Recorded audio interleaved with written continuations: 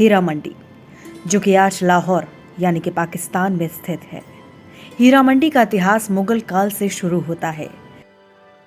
उस समय ये क्षेत्र तवाइफों का केंद्र बन गया, जो कि संगीत, नृत्य और कविता में निपुण होती थी। ये तवाइफ उच्च शिक्षित और समाज में प्रभावशाली होती थी और राजाओं और अमीरों का मनोरंजन करती थी।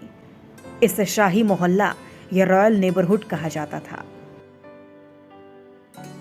मुगल शासन के दौरान यहाँ के तवाइफें शाही परिवारों और उच्च समाज के व्यक्तियों को मनोरंजन और सांस्कृतिक शिक्षा देती थीं। 19वीं सदी में महाराजा रणजीत सिंह के शासनकाल में हीरा मंडी ने एक नई ऊंचाई छुई।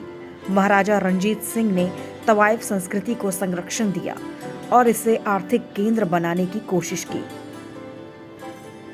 इस क्षेत्र को हीरा सिंह दी मंडी के नाम से जाना जाता था, जो बाद में हीरा मंडी में परिवर्तित हो गया। ये क्षेत्र उस समय भी सांस्कृतिक और आर्थिक गतिविधियों का केंद्र बना रहा।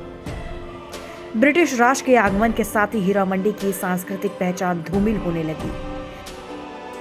ब्रिटिश अधिकारी तवाइफों की संस्कृति को समझ नहीं पाए और इन्हें सेक्स वर्कर्स के रूप में देखा जाने लगा। ये गलतफहमी तवाइफों की सामाजिक स्थिति को बुरी तरह प्रभावित करने लगी। धीरे धीरे तवाइफ और सेक्स वर्कर्स के बीच का अंतर मिटने लगा और तवाइफों का पारंपरिक संरक्षण वर्ग समाप्त हो गया। भारत के विभाजन के बाद हीरा मंडी पाकिस्तान का हिस्सा बन गया। आज हीरा मंडी एक उपेक्षित क्षेत्र बन चुका है, जहां आर्थिक और सामाजिक सेवाओं की कमी है। यहाँ की महिलाएं आर्थिक मजबूरियों के कारण वैश्यावृत्ति में शामिल हो गईं। इस क्षेत्र की पुरानी इमारतें और गलियां इसके गौरवशाली अतीत की केवल याद दिलाती हैं।